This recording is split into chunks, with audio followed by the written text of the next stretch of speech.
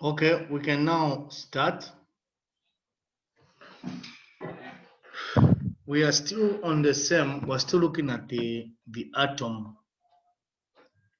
So now, in this lesson, we'll focus on the atomic mass, which is the mass of a single atom. How is it measured? And then we'll move to electronic configuration. The electronic configuration that we'll look at today is the orbital electronic configuration. So guys, if you can just agree, like when you look at what is written here, there can be no balance because mass is measured using what is called the balance, but there can be no balance that can measure the mass of an atom because the atom is extremely small, invisible to the naked eye. But that mass of the atom can be measured using what's called the mass spectrometer. So mass spectrometers are used to measure masses of atoms. So the mass of the single atom is 1.67. This is single hydrogen atom. 673 times 10 to the power negative 24 grams, which is almost the mass of the proton, if you remember. But then this is not useful for chemistry because we are using these masses almost in and out. So what we come to is the relative mass, which is called the atomic mass. So we can't use the actual masses for this. We use the relative atomic mass. That's how this one was made. It came up about because this was too impractical for use. So now, this is chemistry, as I said. So in some texts, you will find there's mention of atomic weight instead of atomic mass. Just know that you can actually use them interchangeably. Instead of saying relative atomic mass, you can say relative atomic weight. Though that is not correct, but for chemistry, it is accepted because there's no gravity. There are no vectors in this topic. So when you say weight, it means you're referring to mass. So that relative atomic mass is designed based or related to the carbon-12 isotope, which contains 6 protons and 6 neutrons. Carbon-12, remember if you say carbon-12, it means the mass number of this carbon isotope is 12. And if you remember, so the number of protons plus neutrons gave us the mass number. So if you have 6 protons, which should always be the case for carbon, and 6 neutrons, which is the case for this isotope, when you add 6 plus 6, you get 12. So this is the one that is used as a reference. So this was a standard for all the atomic masses. So now, to define one atomic mass unit, we say one atomic mass unit is exactly equal to 1/12 of the mass of the carbon-12 atom. So now, these are very useful. So as we've said, if those of you who have periodic tables may notice, you discover that the masses on the periodic table there are averages, almost all of them. The averages, you find it's 5.222.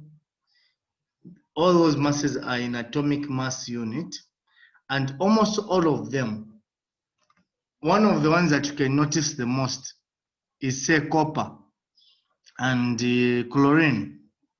You find that for chlorine, it says the mass is 35.5. But when you count protons, there are no fractional protons, there are no fractional neutrons.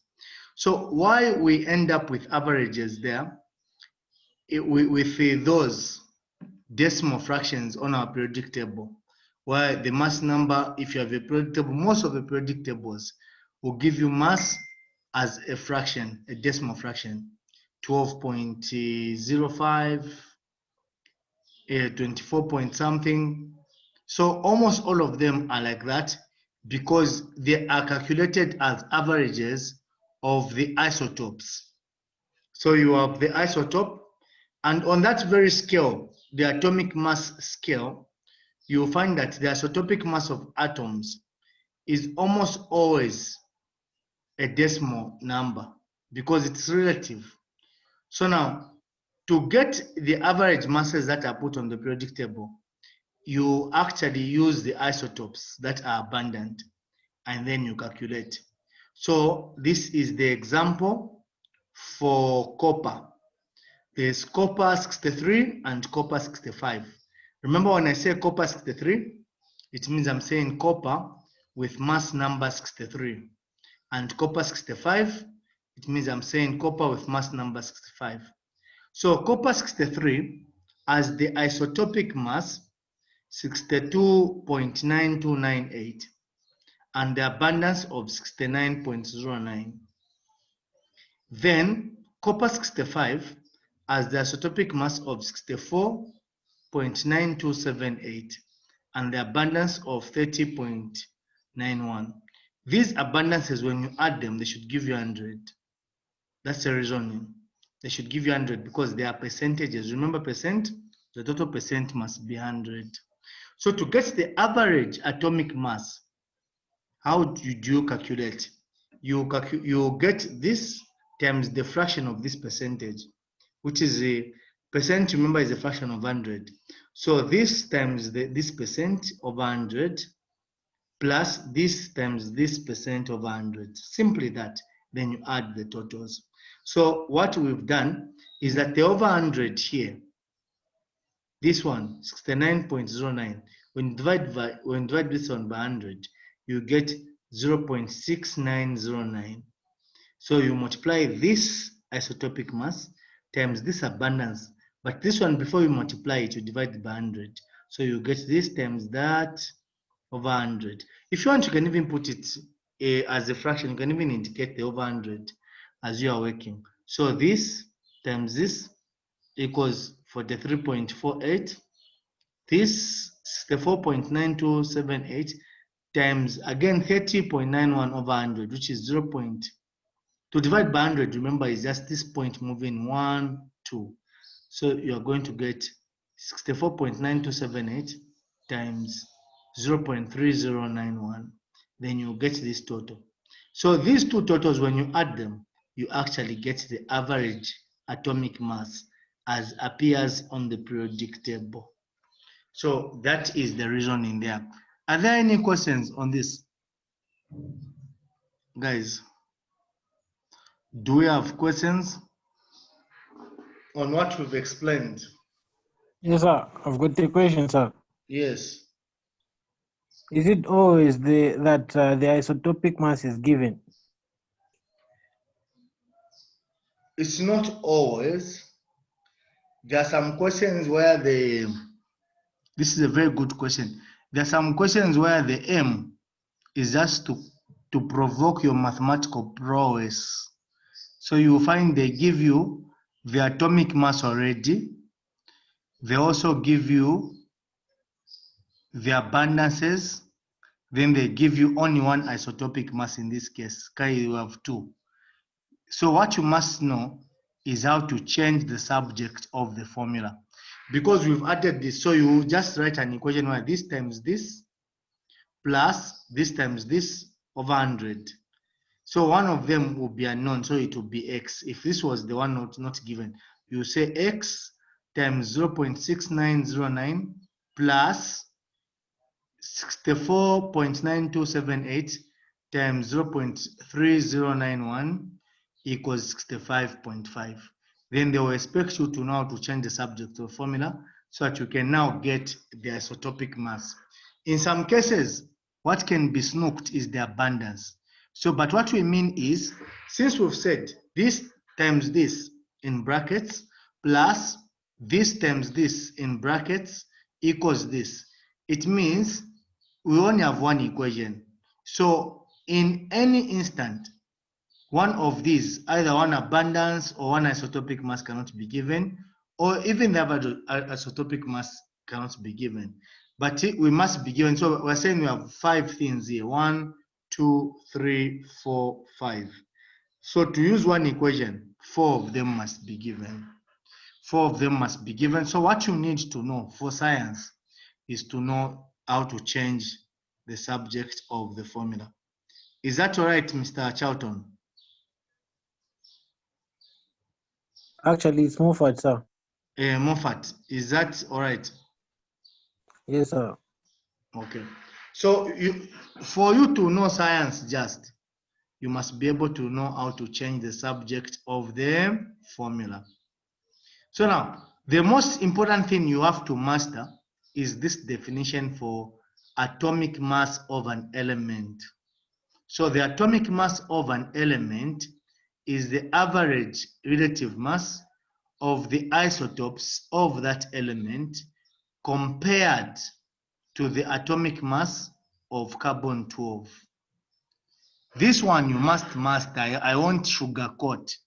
This one you must go and master, sing it, know it, because it's very key. Even when you go to the most concept, we just change some terms there to define the relative molecular mass or the molar mass. So all those things. So now you must know this definition, guys, that the relative atomic mass of an element is the average relative mass of the isotopes of that element compared to the atomic mass of carbon-12. The atomic mass of an element is the average relative mass of the isotopes of that element compared to the atomic mass of carbon-12. If you've read the word average, this was average. What we're doing here, multiplying by percentages, and the total we got was actually average. There was another question that I put up as an example. Sorry, sir. Yes. Mike, can you go back on top? Let me just show you what I'm talking about. Yes. On the question, I want to see the table. Now. The one for the first copper, the abundance percentage is 69.09 or 60. 69. Oh, okay. Thank you. Okay. Your phone is too small? No, probably because I'm not wearing. Okay, no, it's fine. There's something you're not wearing. My specs. No, it's fine. It's fine. Okay, I'm not wearing. You should know that there are men here. So say I don't have specs. That's all. The next example, guys, is for chlorine. Chlorine 37. Sorry, sir, I have a question. Monday. On the can you show down the pay table part? Oh, ma'am, pay table. Use English, madam. Yes. Okay, sir. Yes, sir. On the isotopes, whereby there is copper 63, then there is 29. These my upper ones whereby there is 63, and the other one which is 65. They change or they're just like that? These are isotopes, madam. We said for isotopes, the one which is constant is just the one at the bottom, because these are protons. But this one's, it means the 65 one has more neutrons than the 63 one. So the one which is fixed is the proton number or atomic number, which is the 29. You remember isotopes. Isotopes, they have the same atomic number, but different mass numbers. Why are the mass numbers different? Because the number of neutrons are different. That's the reason why we have 63 and 65. So the identity of these is we use the atomic number, which is 29 and 29. As long as the atomic numbers are the same, it means we know that these are atoms of the same element. And for them to be atoms of the same element, it means they are isotopes. That's what we mean. So these ones are different for these two. They exist differently. You have copper that has more neutrons than another copper which has less neutrons. So for you to find the number of neutrons, you subtract the 63 minus 29, and for this one you subtract the 65 minus the 29. Are we together? Yes. I'm sure you remember grade 12, eh? Yes, sir. When were you there? 2018. You are just a young person. Why is the accent so heavy? You should learn to slang. So me, I'm thinking, I'm thinking maybe you are 20 something. You should change the accent. No, actually, sir, just go scroll up and then I'll change it. That's how you should be talking. Eh? Okay, sir, I've heard. All right, cheers. I've heard. Awesome. So now for the chlorine 37, so remember chlorine 37 and chlorine 35, the proton number is 17 for both of them because that's the identity. So to say that they are chlorine, they should both have proton number or atomic number of 17. But then the number of neutrons is different in both cases. So we have those masses on the relative scale. So meaning when you use your spectroscopy, the masses are not all numbers per se, they are fractions. So to get the average for these, because the number respectively, we're told that 37 is 24.47 and 35 is 75.73. So these guys, 24.47, you just divide them by 100 in both cases. So when you divide by 100, the point just moves 1, 2. That's why you have 0.2447 times 36.96590 plus, this should be in brackets, rightly so, plus this one times that. Then what you get is 35.4575 atomic mass unit, which is 35.46 AMU. So when you go on the chlorine, you attest that the mass there is always a fraction. Like there's always a fraction for chlorine. Are we there, guys? What I loved about this is that it's too straightforward that Richard, I think even when I ever did masa join, I'm after Natasha Vanavo. Navena Bako Polola Navena. I was busy typing when you when you are calculating. Wow. Navatatawa Mofat Navena Bako Polola. Navat Daniel. This is impressive. This is impressive. Whatever it is that you guys did, continue to help one another. As Moffat had asked, it's not always that you are asked to find the average mass, which should always be the case, but sometimes you can even be asked to find the percentage. All that you just have to know is how to change the subject of the formula. So if it's a percentage, you divide x over 100, which is 0.00x, x over 100, which is 0.00x, then times whatever it is, then you'll find the x. So now we come to something new, electronic configuration. The reason why I'm saying it's something new because at your grade 12 in your syllabus, the only electronic configuration which is accepted is the 2,8,8,8, something. You remember that one, eh? Do you remember that, guys? Yes. Yes, sir. We do. Okay. My watch was Munisha Bueno.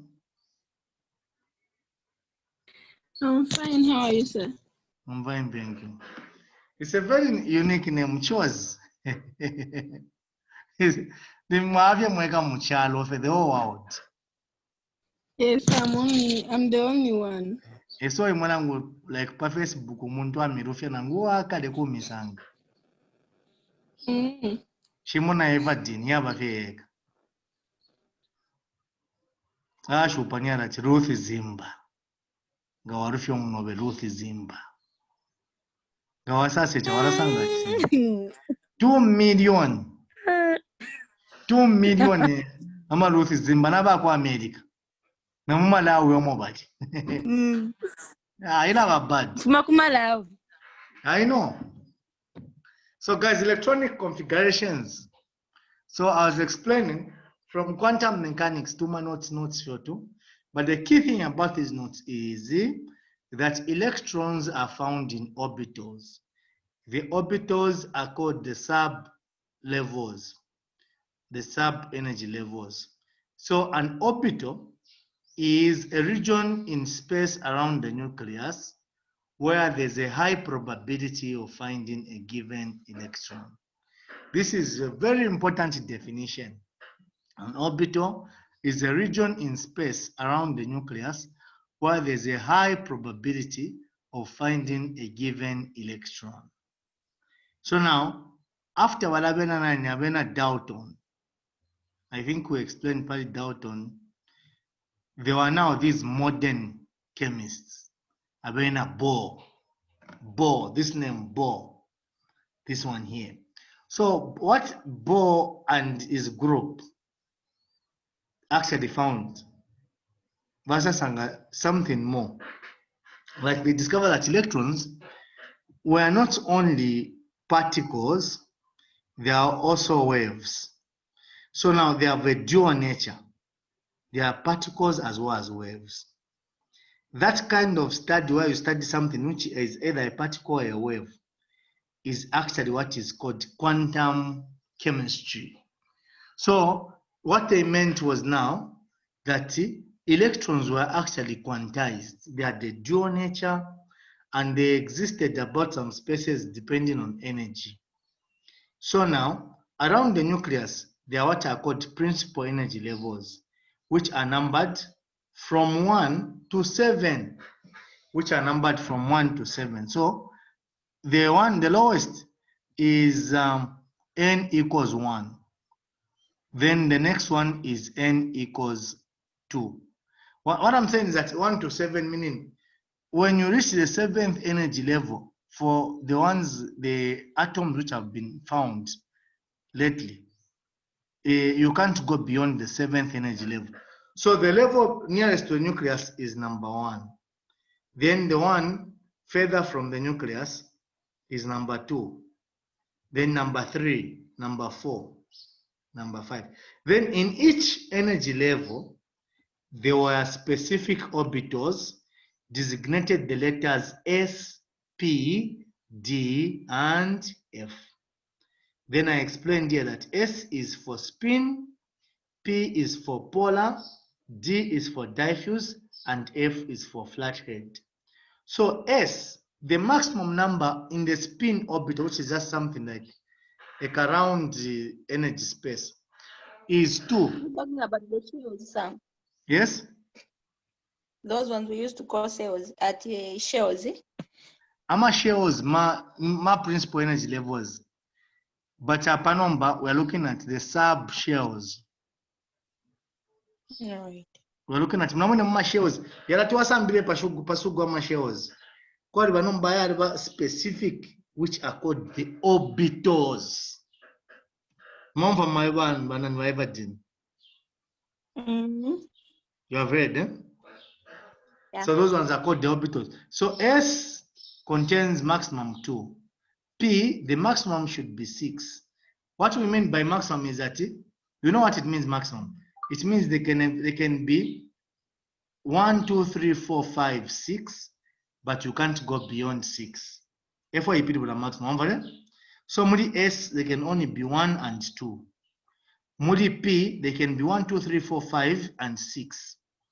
Muri D, maximum is 10. So you can have 1, 2, 3, 4, 5, 6, 7, 8, 9, 10, but you cannot have 11. It's not a mass that you don't say P for the power 6. No. The 6 is the maximum. Then F, for it to be filled, the maximum is 14. So meaning you can have anything less than 14, but never greater than 14. Are you getting it? So the trend is like this. Akamukadraw mu ebbuku akatwe. Namukamanakatebwakade. The number one to fill in is always the 1s. The 1 here stands for the principal energy level. It means when you see 1, it means it's the closest to the nucleus. Then 2 is further than 1, but next after 1. That's 2s. So you fill in the 1s first, then the 2s. Then the 2p, then you go in the third energy level, 3p, 3s, 3p, 4s. Then it has been discovered that it's not, you can't just go direct from 3p to 3d. It's easier to fill up the 4s than the 3d. So you go 3p, then 4s, 3d, 4p, 5s, 4d, 5p, 5s, 4f, 5d, 5p, 5d, 6p, 7s. Then you go 5f, 6d, 7p. Almost ni hapo anokupapa. And 8s. It's rare that you find that what goes beyond these. So what we mean there is the configurations. There is a table there. So the numbers of electrons are written as powers. E.g. for hydrogen, which has only 1 electron, it means in 1s feyeka. So you write as 1s na ka1 pamuru. This ka1 here indicates the numbers of electrons. For helium, it has 2 electrons. So you write also 1s. The maximum for the s is 2. So nishiapo ya s ulanukwiswa. For lithium, you have 1s, 2. Then from 1s, you have to go to 2s. So this is 2s, 1. For beryllium, you're going to have 1s2.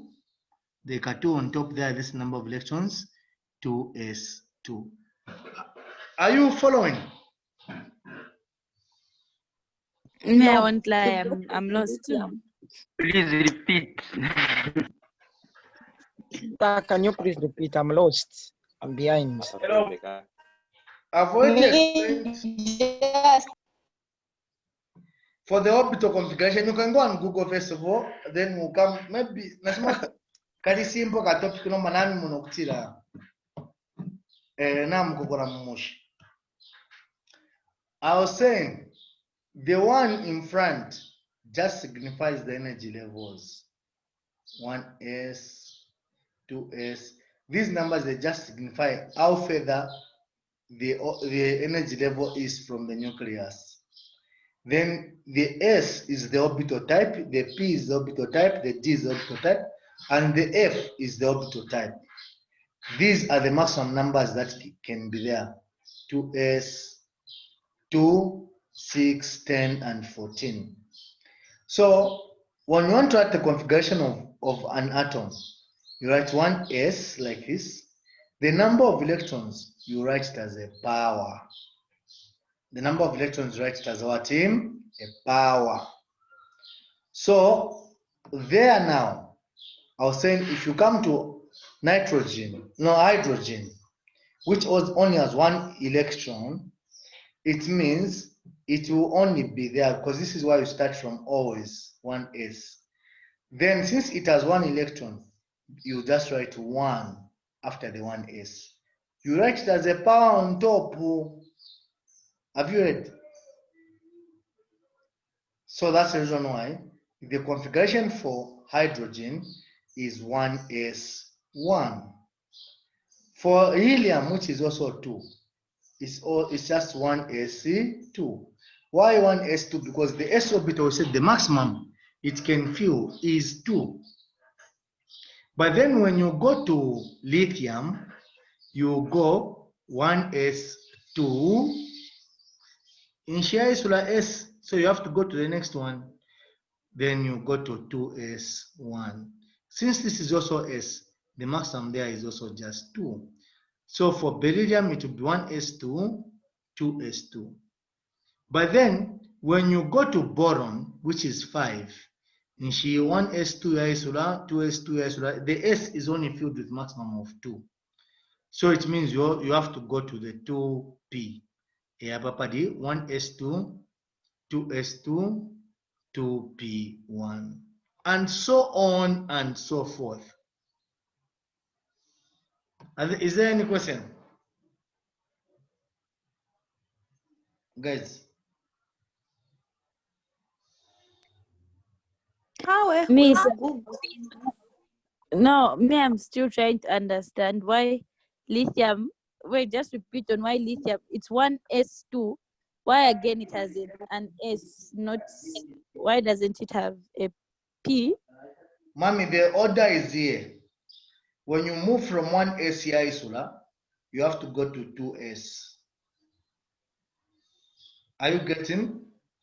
Oh yes, okay, I understand. Sorry, I understand. Okay. So when 2s is full, okay, the s1's maximum is 2, isn't it? You go to 2p, then 3s. From 3s, 3p, then 4s. From 4s, you go to 3d, 4p, 5s. Are we there? Are we there, Yes. guys? You go and read the trend because the tables are there for you to see as a guide. So now we are up to 18, which is argon. One of the things I'll just explain is that if the configuration, except for helium, which is 1s2, when you start the other noble gases, the configuration always ends with p6. So meaning, if the configuration, the last thing in your electronic configuration is a p orbital and it's filled up, okay, the maximum for p is 6, then what you have there is a stable configuration. If the last orbital in your orbital configuration is a p orbital and it is filled with a maximum of 6, then what you have is a stable configuration. Are we there? You see that you answer argon, neon, krypton, all of them, the last orbital is p and it has a 6, p6. So remember that the electrons, we write them as powers. The numbers below there are just simply energy levels that show how further it is, how further the orbital is from the nucleus. Yes, guys, friends, scientists, biomedical people. Do Yes. they bring that table in the paper? Okay, it's monotonous. Which table? The one highlighted in blue. This one. This one? Yes. Who is this one? Nana Lelanda. Tell indicate who Lelanda. Munja. So I respond to you by name. I know you. Who is this? It's Ruth. Ruth. Oh, my by iPhone. Okay. For this table, the guide is that this is a trend. If you're writing a test, you are allowed even to write this thing. Not kufumana ina kunse, but waibukisha fe wangu waidem. Ngafumana ina kunse, it will be foreign material. So it's 1s, this is the first one to fill up.